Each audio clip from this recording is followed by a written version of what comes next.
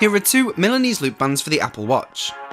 One of these is Apple's own $150 Milanese loop, while the other Milanese loop is $10 from Amazon. Can you tell the difference? Go on, I'll give you a few seconds to decide. Picked one? Well, the one on the left is Apple's own pricey option, and the one on the right is the Cambon Milanese loop coming in at $10, which is less than 10% the cost of Apple's own band. By the way, let me know in the comments down below if you managed to tell which is which, and be honest.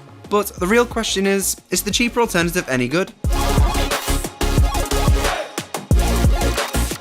Looking at the two side by side, it's very hard to see any visible difference between them. The chainmail texture and pattern is absolutely identical, the magnetic clasp looks the same and feels just as strong. Where differences really do start to show is with the actual fit. In particular, with the lug parts that fit into the Apple Watch. The genuine band is flush to the Apple Watch's case, with very little play when I try to wiggle it. Whereas with the Cambon band, it's not quite right, being slightly shorter than the cutout on the watch case, and I'm able to push it from side to side somewhat. It's not going to slide straight out by any means, unless I press in the release. But there's definitely more play than with the genuine band. For $140 less than Apple's band, I would expect to see the finish of the band isn't quite up to Apple's standards.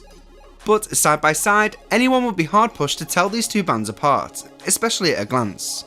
The easiest way to spot the difference between a genuine Apple band and one of the many third-party replicas is to check for the size to be printed or etched onto the back of the connector, as it's missing on the cheaper alternatives. Is it any good? Well, if you're after that expensive Apple look for your Apple Watch and don't have $150 spare, or simply don't want to pay that much, then bands like these are a great alternative. Especially if you want a wide variety of bands at a low cost. They may not be finished as well as Apple's own bands, but they're pretty darn close. Well, that's it for this video, but let me know in the comments down below which of these two bands you would go for, the cheaper alternative or the real deal. Let me know in the comments down below.